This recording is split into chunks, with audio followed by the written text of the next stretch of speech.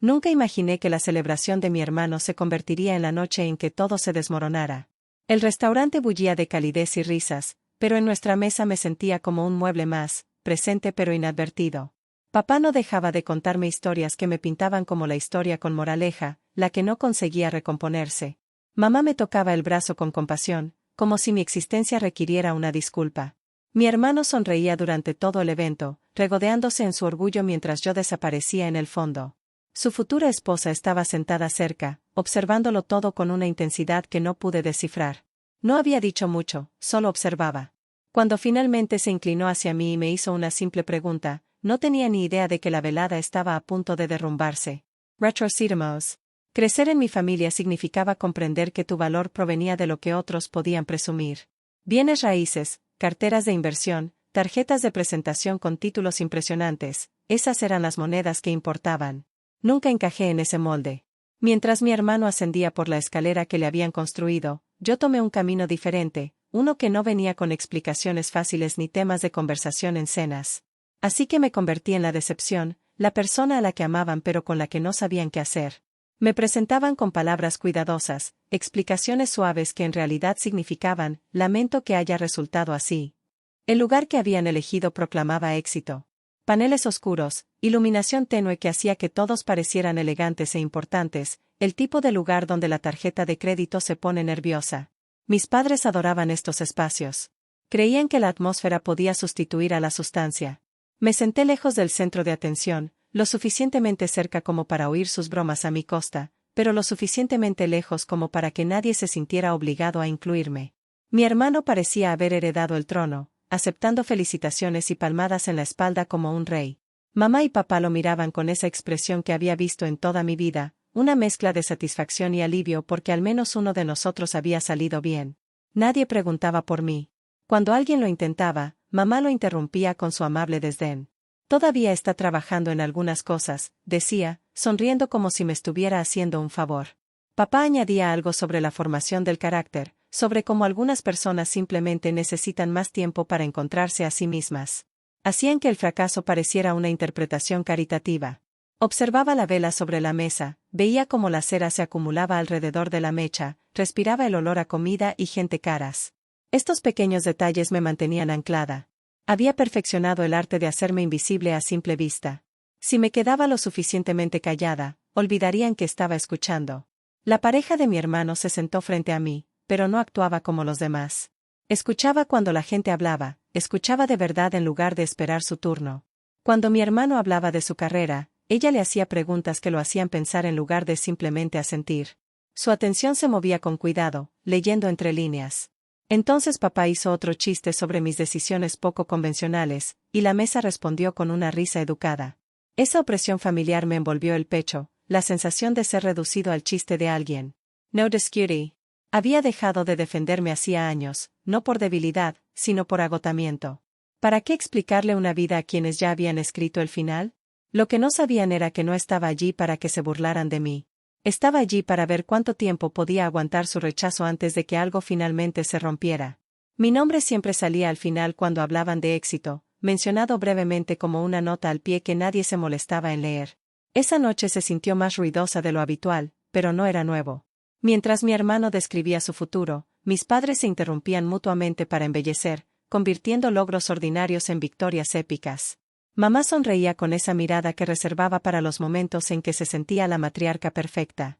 Me miraban de vez en cuando, lo justo para confirmar que seguía formando parte de la actuación, apenas. Sus palabras me hicieron retroceder.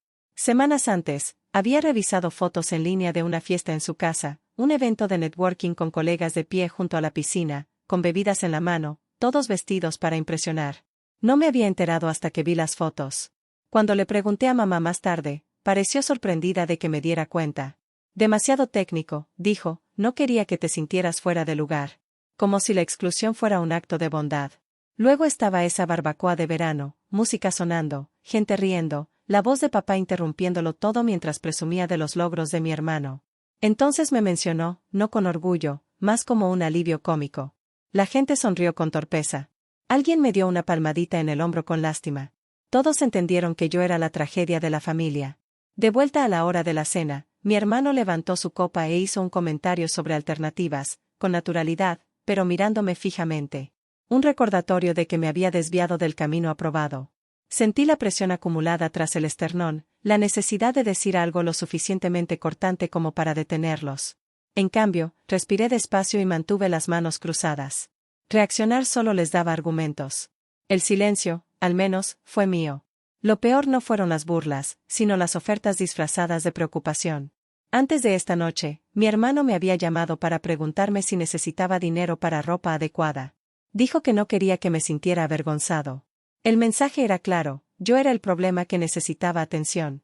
Mamá se volvió hacia la prometida de mi hermano y habló de mi futuro incierto como si fuera un rompecabezas que no pudiera resolver.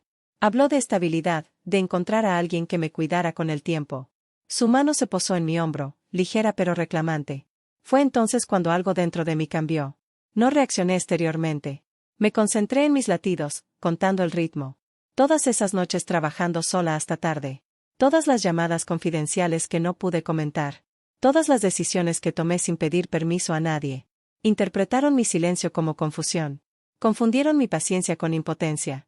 Al otro lado de la mesa, su prometida había dejado de seguirle el juego. Ahora me observaba, prestándome atención de verdad. Por primera vez en toda la noche, sentí que su narrativa sobre mí se estaba quedando sin sentido. No reaccioné cuando la mano de mamá se demoró demasiado. No miré a mi hermano cuando asintió como si toda mi existencia hubiera quedado perfectamente organizada. En la superficie, permanecí inalterado, tranquilo, educado, servicial. En mi interior, algo encajaba. La realidad era que mi vida nunca había estado tan desorientada como imaginaban. Simplemente no se parecía a la de ellos. Mientras ellos organizaban reuniones elaboradas y hablaban de expansión e imagen, mis días seguían un ritmo completamente diferente. El amanecer se fundía con la medianoche. Mi casa permanecía en silencio, salvo por el zumbido constante de mi ordenador y llamadas ocasionales de otros continentes. Medía el éxito en victorias silenciosas, contratos ejecutados, transacciones procesadas, breves confirmaciones que decían que seguíamos adelante. Sin aplausos, sin testigos, solo avance. Nunca lo comenté, no por vergüenza, sino por necesidad. El trabajo exigía discreción. Los tratos eran frágiles. Un comentario descuidado podía arruinar meses de trabajo preliminar. Así que, cuando mi familia me ofreció ayuda, consejos financieros, opiniones, sonreí y me negué cortésmente. Dejar que me subestimaran me parecía más seguro que corregirme. Sentado en ese restaurante, rodeado de su seguridad, comprendí hasta qué punto habían confundido la moderación con la derrota. Veían mi modesto apartamento como una prueba de fracaso. Veían mi sencillo vestuario como una rendición. Echaban de menos la disciplina necesaria para vivir en silencio mientras construían algo que no toleraba distracciones.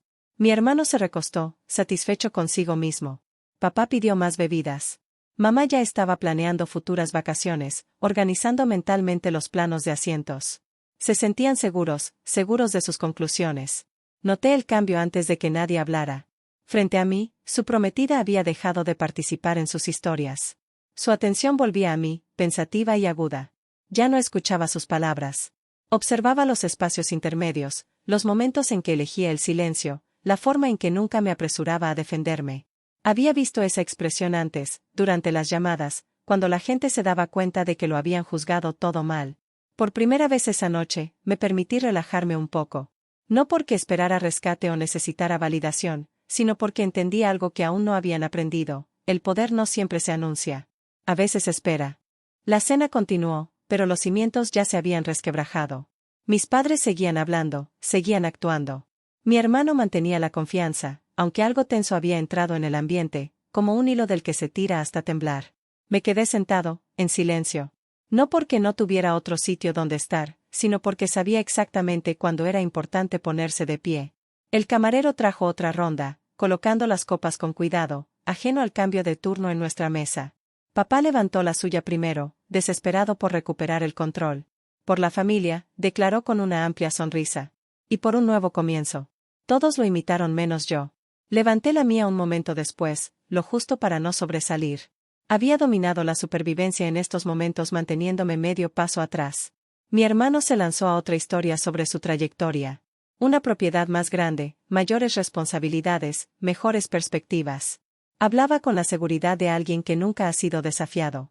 Mis padres competían por embellecer, interrumpiéndose mutuamente, puliendo cada frase hasta que brillaba.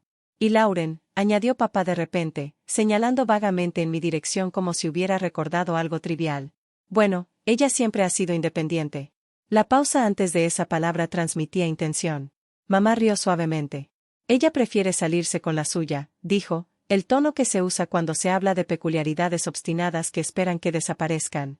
Solo queremos protegerla. Ya sabes lo brutal que puede ser la situación. Sentí la familiar opresión en el pecho, el instinto de empequeñecerme.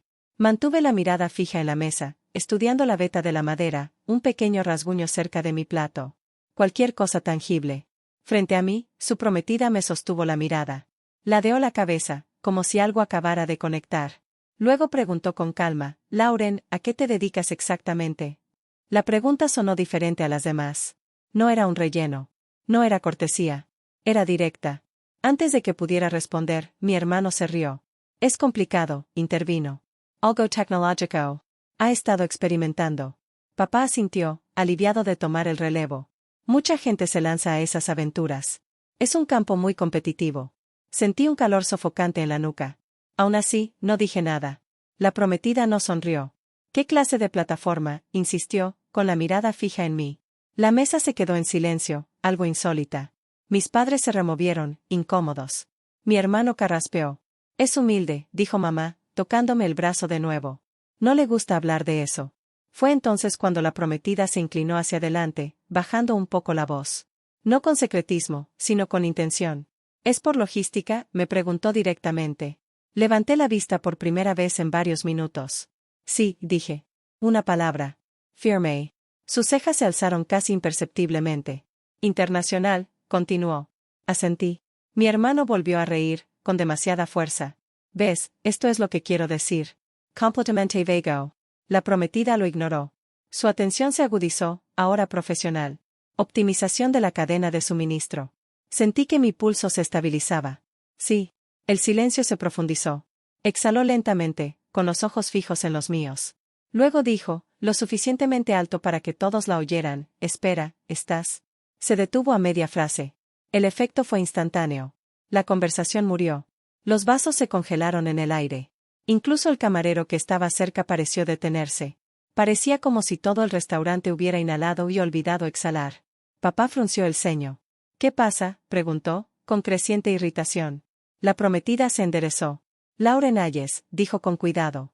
Eres la fundadora, ¿verdad? Nadie dijo nada. La miré a los ojos y asentí una vez. El sonido que emitió mi hermano fue mitad risa, mitad jadeo. ¿Fundador de qué?, preguntó. Ella no le respondió.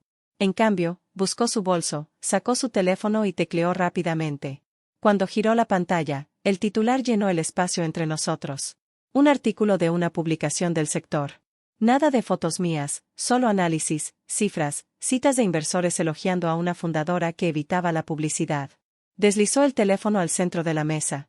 Esta, dijo con calma, es una de las plataformas más monitoreadas de la industria en este momento. Mínima publicidad, sólido desempeño inicial, operaciones globales. Papá se inclinó hacia adelante, entrecerrando los ojos. La sonrisa de mamá se había desvanecido por completo. Llevamos meses intentando programar una reunión, continuó la prometida. Sin apariciones en los medios, sin entrevistas, solo resultados. Mi hermano negó con la cabeza. Eso no puede ser. Se detuvo al darse cuenta de que nadie lo escuchaba. Ella lo miró entonces, finalmente. Dijiste que querías que conociera a visionarios, dijo. Su tono no era duro. Era peor. Era mesurado. No me di cuenta de que uno estaría sentado frente a mí. La habitación se quedó paralizada. La mano de mamá se deslizó de mi hombro como si hubiera tocado fuego. Abrió la boca, la cerró, la volvió a abrir. No salieron palabras. Papá se enderezó, palideciendo. ¿Por qué no nos lo dijiste?, preguntó, con la confusión suavizando el tono de su voz. No respondí de inmediato. Tomé mi vaso, tomé un pequeño sorbo y lo dejé con cuidado. Nunca preguntaste, dije. Mi hermano se levantó de golpe, haciendo que la silla raspara con fuerza. Es absurdo, espetó. Si fuera cierto, lo sabríamos. La mirada de la prometida volvió a su teléfono. La cuestión era que no lo harías, dijo. Algo en el rostro de mi hermano se quebró. No era ira, sino miedo. A nuestro alrededor, el ruido del restaurante regresó lentamente, pero nuestra mesa permaneció aislada, como si existiéramos tras un cristal. La gente observaba, murmurando. Me sentí extrañamente distante, con una calma inesperada. No lo oculté para demostrar nada, dije con voz firme. Lo oculté porque no necesitaba aprobación.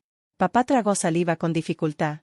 Mamá miró fijamente el mantel, con los dedos blancos y apretados. Me puse de pie, alisando la servilleta antes de colocarla junto al plato. El gesto parecía solemne, definitivo. Debería irme, dije, mirando a mi prometida. Fue un placer conocerte. Ella asintió una vez, con un claro respeto en su expresión. No volví a mirar a mi familia. No hacía falta. Al salir de la sala privada, el silencio me siguió. No era el silencio familiar de la despedida. Este era pesado, incómodo, merecido. Detrás de mí, nadie habló. Y por primera vez en mi vida, ese silencio se sintió como una reivindicación. No me apresuré a salir del restaurante. El aire de la noche se sentía más cortante de lo esperado, inundándome como un reinicio. Caminé una manzana entera antes de detenerme, dejando que el ruido se desvaneciera detrás de mí. Mi teléfono vibró una vez en mi mano. No lo revisé. Durante años, imaginé que este momento terminaría en una confrontación o en disculpas. En cambio, terminó en nada. Y, de alguna manera, eso tenía más peso. En los días siguientes, el silencio persistió. Nada de charlas familiares, nada de mensajes cuidadosamente elaborados que fingieran normalidad. Cuando mamá finalmente llamó, su voz tembló. Hizo preguntas que parecían más intentos de recuperar el equilibrio que interés genuino. Respondí cortamente, brevemente. Ya no llenaba los silencios por ella. Mi hermano nunca me contactó. Escuché por otros que la cena de compromiso se volvió incómoda al volver a contarla, que la historia fue editada para preservar la dignidad. Dejé que la reescribieran. No necesitaba reconocimiento. Necesitaba espacio. Lo que más me sorprendió fue la ligereza que sentí al dejar de cargar con sus expectativas. Mi trabajo continuó igual, llamadas, decisiones, progreso. Nada cambió allí. Lo que cambió fue la tranquilidad interior, el constante apoyo, la compulsión de demostrar algo a quienes ya habían determinado quién era yo. Comprendí entonces que la resolución no siempre se asemeja a la reconciliación. A veces se parece a la claridad, a comprender dónde termina uno y dónde empiezan las opiniones de los demás. No perdí a mi familia esa noche. Perdí la versión de mí misma que se contraía para encajar en su marco. Y no la lloré en absoluto. Solía creer que ganarme la aceptación de mi familia finalmente me completaría. Ahora entiendo que el autoconocimiento importaba más que asegurarme un lugar en su mesa. Esa noche no transformó quién era, sino que lo expuso. Si te han subestimado quienes deberían haberte visto con más claridad, no estás solo. Comparte tu historia y cuéntame qué te ayudó a mantenerte firme. Y si historias como esta te conectan, suscríbete para estar al tanto de la próxima.